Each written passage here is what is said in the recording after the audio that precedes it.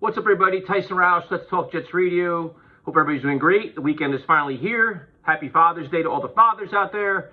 You're sitting on social media. You're entering a very quiet time for the NFL, where it's basically you're just hoping your team stays healthy and out of trouble until training camp. It's maybe a couple signings here and there, but not really a lot going on.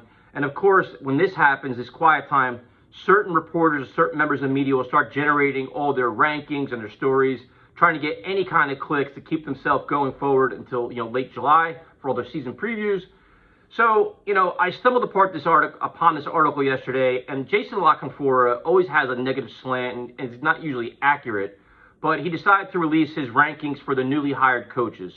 And it was I had a feeling I knew where it was going to go. When I read it, I was even more disappointed, and it just kind of exposes kind of the nature and the agenda of some of these writers. I mean, you saw how Rich Cimini with his bullshit with Corey Davis a couple of days ago, trying to push his Sam Darnold agenda and all these other things. You see all these different articles, and as fans, you just get tired of reading it. So you read the article, and he ranked Coach Saleh number 6 out of 7 coaches of the newly hired coaches, which to me is just absolutely ridiculous. Obviously, we don't know what any of these coaches are going to be, so you want to dig further. You want to dig into the details.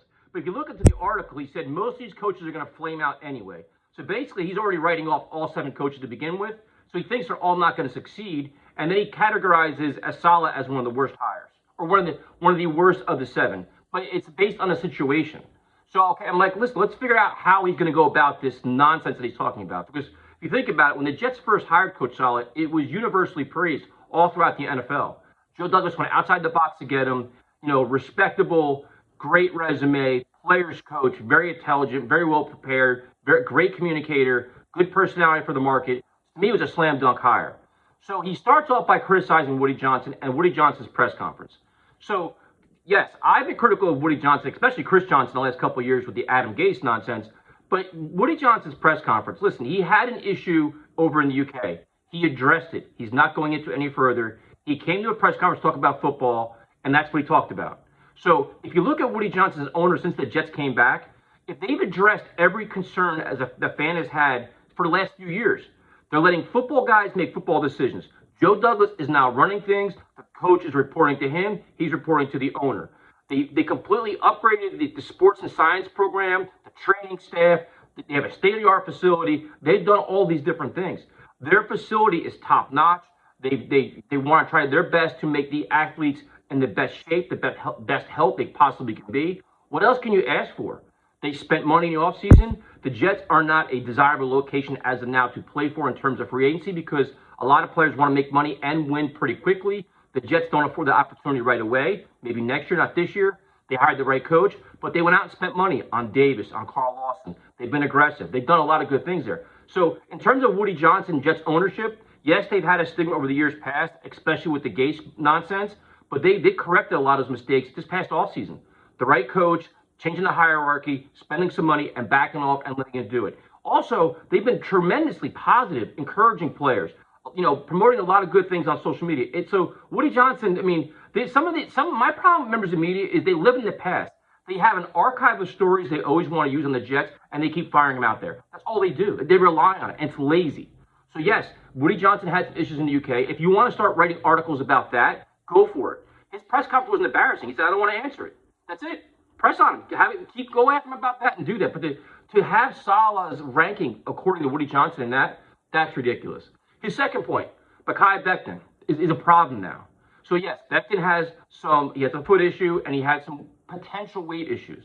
But the kid is young as hell and displayed Pro Bowl level talent last year. So to consider Mekhi Becton part of the problem that's going to hold Robert Saleh back and rate him lower is fucking amateur hour. Like, what is that? The kid's a stud left tackle, something the Jets, they needed since the Brickashaw Ferguson. That's a building block. That's a foundational piece. And you're calling that a problem? That's a concern? No. So now what the Jets done with Coach Saleh, they've addressed it. Say, listen, man, there may or may not be some weight issues, but we're going to work with you. Like I mentioned earlier, they have a sports and science team now. They will work closely with him. The Jets' mantra, since the new staff has been here, is we're going to work close with every player to maximize their potential. If we recognize a problem in May or June, not September, May or June, we're going to address it now. So by the time training camp comes, these things will be resolved. That's called leadership and accountability. So Mekhi Becton is not a problem. That's not a concern. It's not it's a building block and a foundational piece. The next one was Zach Wilson. Zach Wilson looked green in practice, and Zach Wilson's unwillingness to talk about if he was vaccinated or not is a strike against him, and that's going to be a problem. You know how many players across the NFL are refusing to talk about the vaccine, whether they are or whether they're not vaccinated? The truth will come out once the season starts because there's so many protocols there. But if it's his personal decision to say, you know what, I'm not going to tell you right now, it's none of your fucking business, it's none of our business. We'll soon find out whether he can, if he can't, do marketing endorsements, everything else. There's a lot of signs pointing that he is vaccinated, but whatever. I don't even care about that. Zach Wilson, since he's been here, has embraced everything. He's embraced his leadership role. He's been working his ass off. He's been working, according to every report, he's a film junkie, and he's working very, very hard to establish chemistry with his teammates, hanging out with them, doing private workouts, doing everything possible, supporting on social media. He's embraced his role as a New York Jets quarterback. So what does that mean? It means right now he's doing everything right. He's working his ass off. And listen, nothing is guaranteed. Just like nothing's guaranteed for Trevor Lawrence. But to criticize Coach Saleh for the Jets of drafting Zach Wilson and how he's looked at OTAs is amateur hour. So obviously the guy has an agenda. I like to rank him, and the guy that was below Saleh was David Culley with the Houston Texans, who's walking into a shitstorm down in Houston. I understand that. But if you look at the Jets as an organization, this is not your same old Jets. They've changed a lot of things. The Adam Gase experience for 2 years exposed every flaw in the organization. And this offseason, they tried to change a lot of that. I think they've done a lot of really good things. So to keep just shitting on him and discounting him and calling Saleh the seventh worst scenario and the seventh worst coach based on all these factors, and you can't really come up with really good factors, it's embarrassing. So whatever, it is what it is.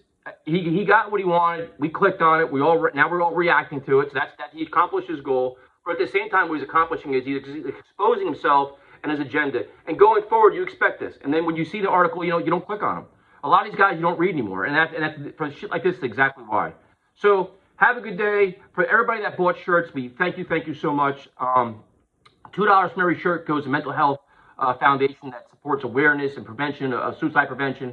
So we definitely appreciate that. They'll be on sale till probably about Tuesday, and that's it. Have a good day. Stop reading Jay Saleh for his articles, and that's it.